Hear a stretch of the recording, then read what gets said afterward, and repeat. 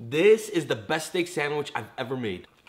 It's one of those that you just can't stop eating. The first thing we're gonna start on is our caramelized onions. Because they do take pretty long if you wanna wilt them down. And so you don't cry, just close your eyes when you're cutting the onion. Nah, I'm just playing. Please don't do that. These go into a deep pan with some oil. Bro, every time I make stupid onions, man.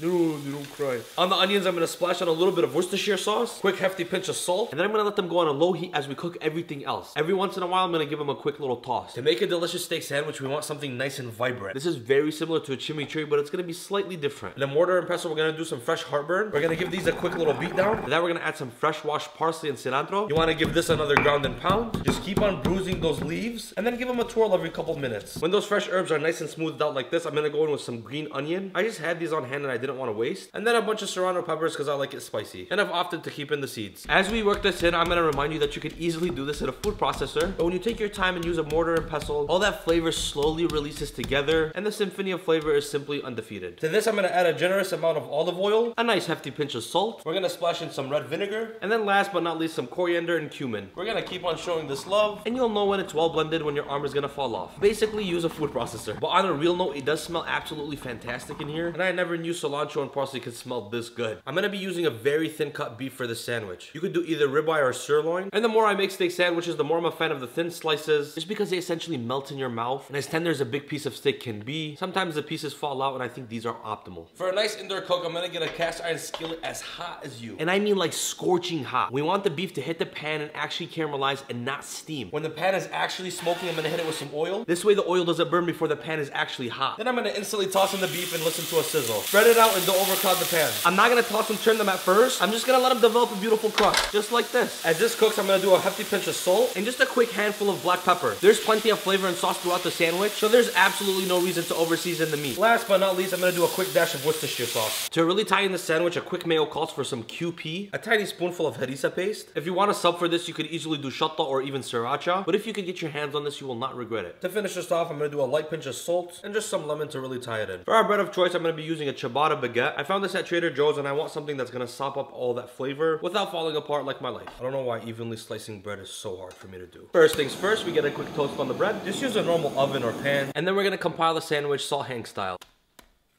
Damn, I already messed up. Anyways, first layer of green sauce, then the steak. After the steak, we hit it with some jalapeno pepper jack. Now this gets another little toast. Remember those ever so caramel onions? Just look how beautiful they got. I'm gonna spread on a quick little layer. And last but not least, we're gonna do our harissa mayo on the other side. And then we give this the final toast.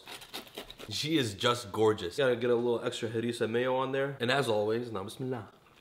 I am at a loss of words. The texture, the complexity of the flavor, at the same time it's not doing too much. The bread got nice and toasty. This sandwich is just a killer. There is so much flavor in here, you're going to love it.